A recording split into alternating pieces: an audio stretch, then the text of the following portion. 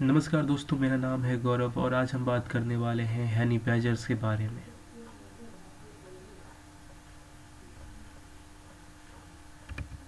Honey badger एक प्रकार का मैमल होता है जो बहुत बार शेरों से भी लड़ जाता है।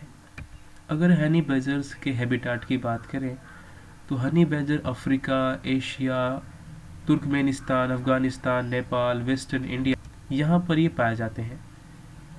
ये ज़्यादातर ड्राई फॉरेस्ट एंड ग्रासलैंड्स में रहते हैं।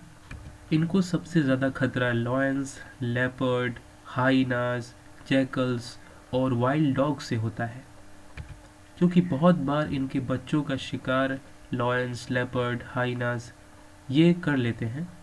हनी बैजर्स इतने जुझारू होते हैं कि वो लॉयंस से भी नहीं डरते। जब भी इन्हें शेरों से खतरा महसूस होता है तो वो उन पर बिना सोचे समझे हमला कर देते हैं, और वो हमला इतना ज़ोरदार होता है कि इन शेरों को भी पीछे हटना पड़ता है। कई बार तो वो 2-3 शेरों से भी भिड़ जाते हैं, लेकिन बाद में शेरों को ही मुक्की खानी पड़ती है। वैसे तो हनी बैजर किसी को छेड़ते नहीं हैं, लेकिन अगर कोई शेर या दूसरा जानवर इन्हें परेशान करने की कोशिश करे तो वो उनको छोड़ते भी नहीं हैं। अगर हम इनके डाइट की बात करें तो ये छोटे मैमल्स को खाते हैं, बर्ड्स को खाते हैं, रेप्टाइल्स, इंसेक्ट्स और छोटी मोटी जो वेजिटेशंस होते हैं या फिर जो फ्रूट्स होते हैं उन्हें खाना पसंद करते हैं। चूहे, खरगोश, छोटे मोटे कीड़े जो हो गए उन्हें ये खाना पसंद करते हैं। क्या हनी बैजर्स हनी खाते हैं? जी हाँ, हनी बैजर्स हनी खाना पसंद करते हैं और साथ में जो मधुमक्खी के छत्तों में उनका लार्वा होता है उन्हें भी वो खा जाते हैं, यानी मधुमक्खी के बच्चों को भी वो खाते हैं। इसलिए इन्हें रेटल्स भी कहा जाता है। हनी बैजर्स का साइंटिफिक नेम है मेलिवोरा कैपेनेसिस। ये mammals south Africa, Africa, south east Asia और इंडियन सब कॉन्टिनेंट में बसे हुए हैं।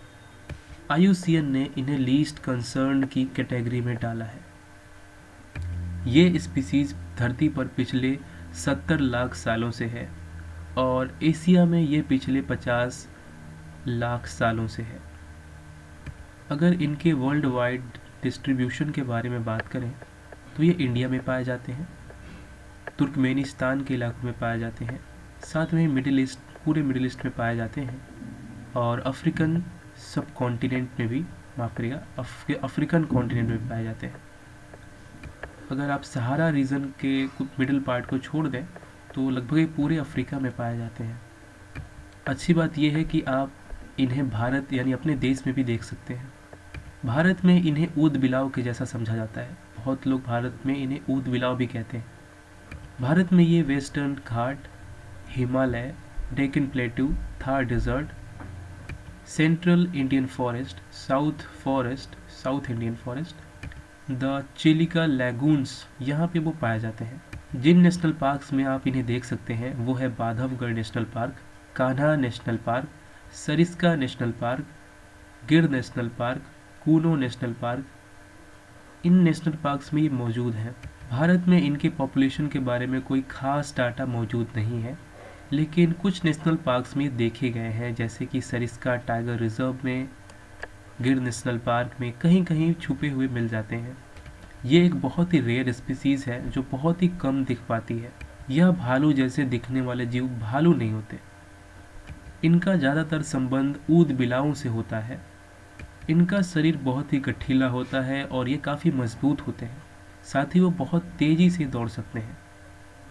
हनी बैजर का गेस्टेशन पीरियड 6 महीनों का होता है और ये कम से कम 2 या 3 शावकों को जन्म देते हैं।